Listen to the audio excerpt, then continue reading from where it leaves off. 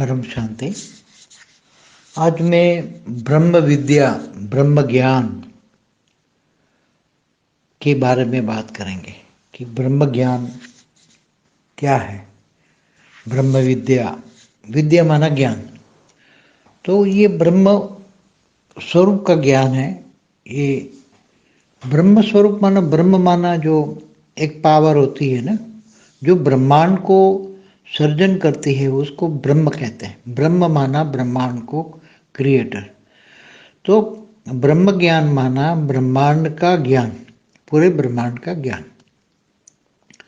तो जो ब्रह्मांड का ज्ञान पूरा देते हैं, तो उसको पूरा ब्रह्मांड क्रिएशन करने का ज्ञान ब्रह्म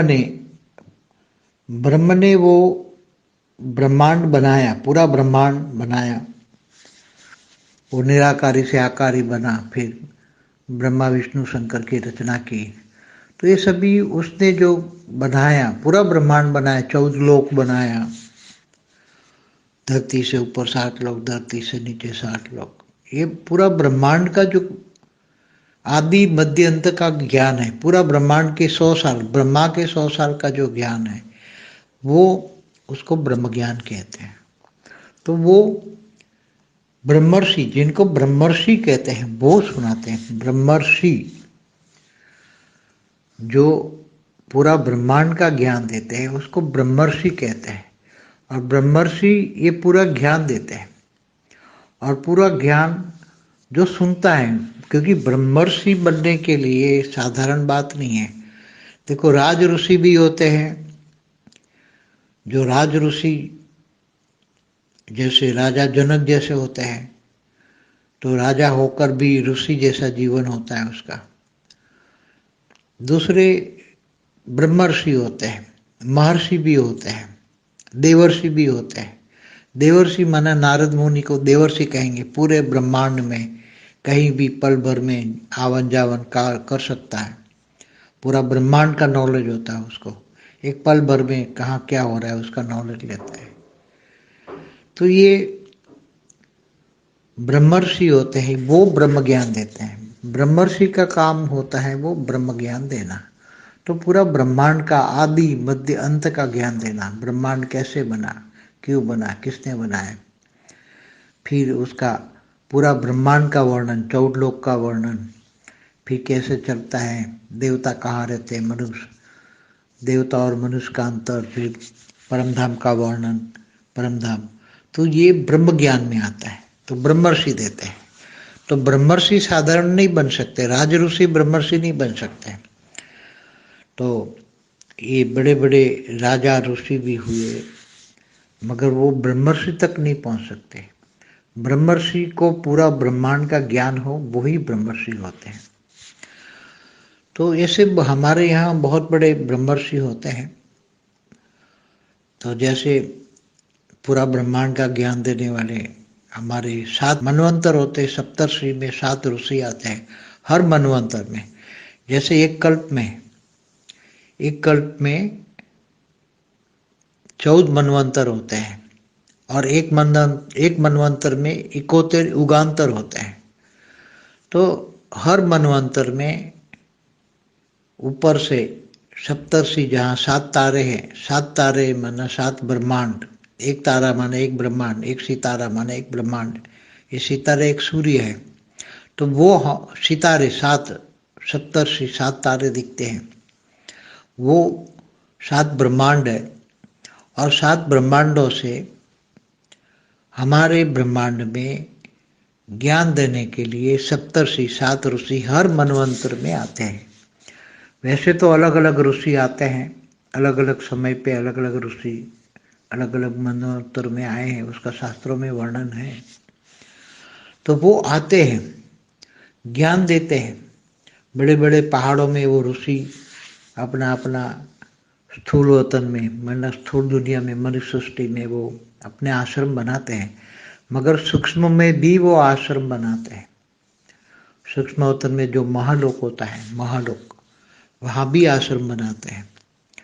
तो जैसे कहते भूलोक से ऊपर भूभुरलोक, स्वलोक, स्वलोक से ऊपर जो महालोक होते हैं, महर्षि, महाऋषि, वो महाऋषि तो महाब्रह्मांड माना गैलेक्सी आकाश गंगाओं से आते हैं और पूरा आकाश गंगाओं का ज्ञान देते हैं। अनेक आकाश गंगाओं का ज्ञान देते हैं पूरी आकाश गंगाओं में।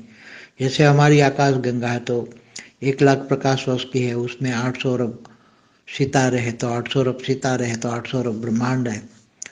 तो ये व्यक्त ब्रह्मांड, अव्यक्त ब्रह्मांड, पूरे ब्रह्मांड में जो अर्ध प्रलय, प्रलय, कल्प प्रलय, महाकल्प प्रलय, महाकाल प्रलय पूरे गैलेक्सियों में कैसे होता है, तो ऐसी अनंत गैलेक्सियाँ इकट्ठी होकर जो निहारिका बनते हैं, तो निहारिका ज्ञान का भी वर्णन हमारे शास्त्रों में है। तो जरूर निहारिका से कोई आया है तो वो निहारिका का वर्णन उसने हमारे शास्त्रों में दिया है। निहारिका कि अनेक गैलेक्सियाँ, महाब्रह्मांड, आकाश गंगा मिल के एक निहारिका बनती है। तो जो आज साइंस वाले सुपर क्लस्टर ऑफ गैलेक्सी कहते हैं वो एक निहारिका है। तो एक निहारिका से कोई आत्मा आती है और वो उसका वर्णन कराते हैं। इसी तरह अनंत गैलेक्सियों से, आकाश गंगाओं से, महाब्रह्मांडों से जो आत्माएं आती हैं वहाँ से वो यहाँ ब्रह्मर्षि बन के पर ब्रह्म परमेश्वर, ब्रह्म से भी पार, पार ब्रह्म परमेश्वर। ब्रह्म माना एक ब्रह्मांड, एक ब्रह्मांड का पूरा ज्ञान देते हैं, पूरा ब्रह्मांड का आदि मध्य अंत का ज्ञान देते हैं।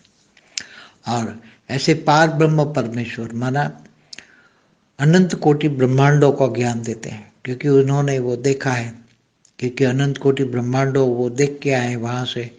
एक गैलेक्सी आकाश गंगाओं में अनंत कोटि ब्रह्मांड होते हैं, तो ऐसे अनंत गैलेक्सियों का भी ज्ञान देते हैं, आकाश गंगाओं का भी ज्ञान देते हैं। तो ये सब ज्ञान जो देते हैं वो ब्रह्मर्षि हैं, ब्रह्म ऋषि।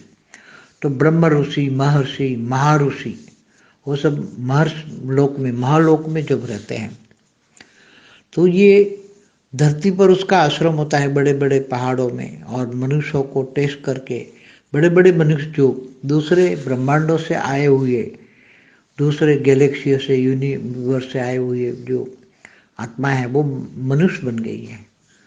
वो इस ब्रह्मांड की नहीं है, वो दूसरे ब्रह्मांडों से आई हुई आत्मा है।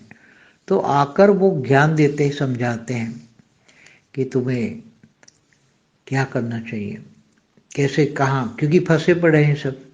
जैसे आज सभी भी बेहद की आत्माएं फंसी पड़ी हैं।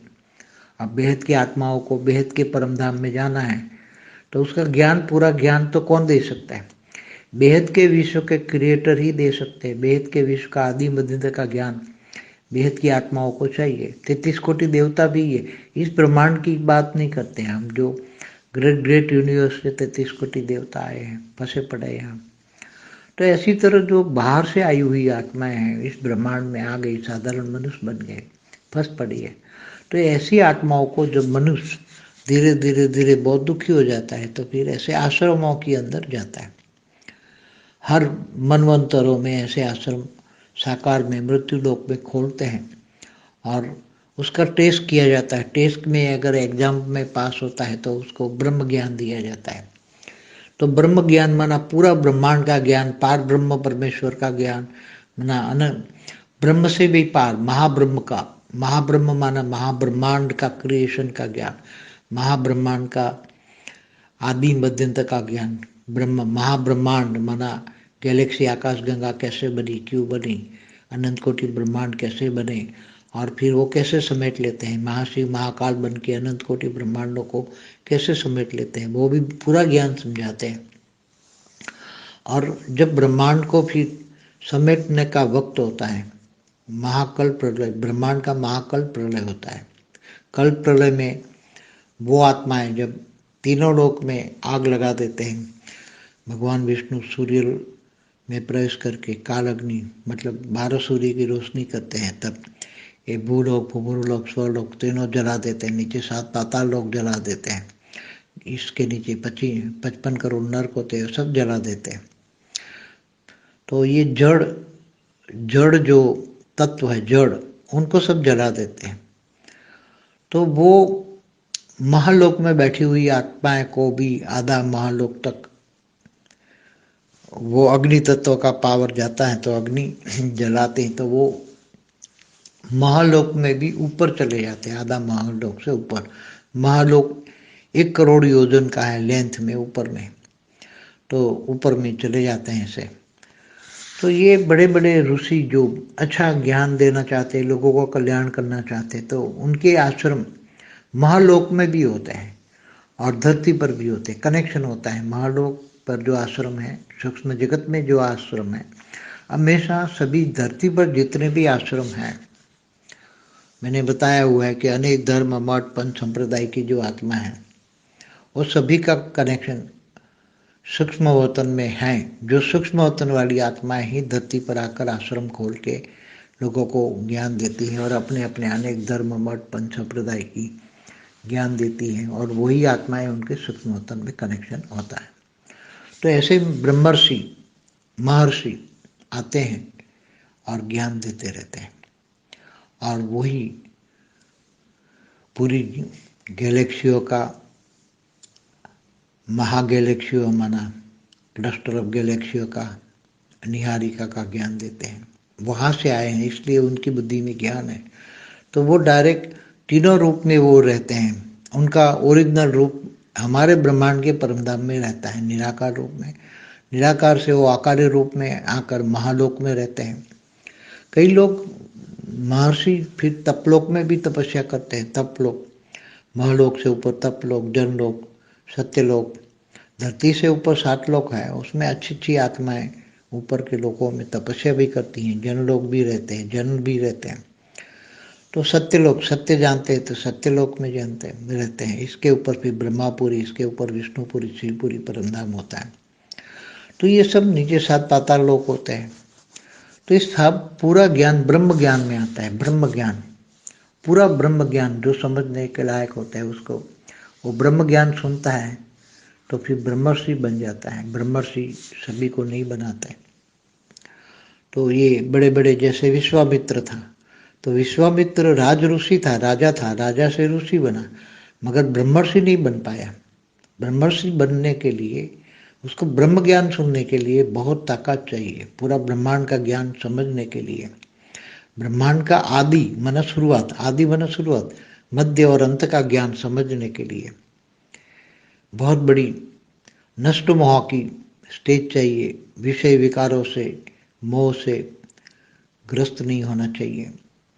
तीनों लोक में जो इंद्रलोक में मोह होता है वो भी नहीं होना चाहिए, क्योंकि इंद्र भी ब्रह्म ज्ञान नहीं ले सकता, क्योंकि उनको अपना एक पोस्ट पोजीशन का अपने अहंकार होता है। मैं इंद्र हूँ, तीनों लोक का स्वामी हूँ, त्रिलोकीनाथ हूँ।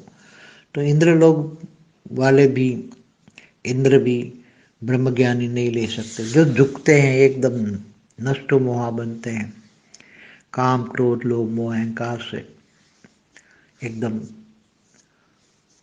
तपस्या करते करते करते विषय विकारों की वासना को छोड़ देते हैं, वही ब्रह्म ज्ञान लेते हैं और उसी को ही ब्रह्म ज्ञान दिया जाता है और वही ब्रह्म ज्ञानी बन जाते हैं। जहाँ भी थोड़ा सा भी क्रोध या अहंकार हुआ तो वो ब्रह्म ज्ञान भी नहीं ले सकता, क्योंकि ब्रह्म ज्ञान लेने के लिए बहुत बड़ी तपस्या, विषय विकारों से रहित होना पड़ता है। जब विषय विकारों से रहित होता है तब ये ज्ञान ठहरता है। ब्रह्म ज्ञान तो एक ब्रह्मांड का ज्ञान होता है, मगर पार ब्रह्म परमेश्वर का ज्ञान, माना अनंत कोटि ब्रह्मांडों का ज्ञान, ब्रह्मांड से भी पार रहने वाला परमेश्वर, महाब्रह्म का ज्ञान, अनंत कोटि ब्रह्मांडों का ज्ञान, वो भी समझाया जाता है ब्रह्म ज्ञान में। ब्रह्म ज्ञान में ये सब ब्रह्मर्षि समझाते हैं, क्योंकि वो दूर दूर से आते हैं और ये सारा ऊपर का ज्ञान जो समझाते हैं, तो ये साधारण मनुष्य की बुद्धि में तो आएगा ही नहीं। जो मनुष्य अपने लिए जीता है, गीता में क्या कहा है, जो मनुष्य अपने लिए जीता है वो तो जानवर मिसल है। तो जानवरों की बुद्धि में तो ज्ञान भी नहीं आएगा, भक्ति भी नहीं करेंगे ये लोग।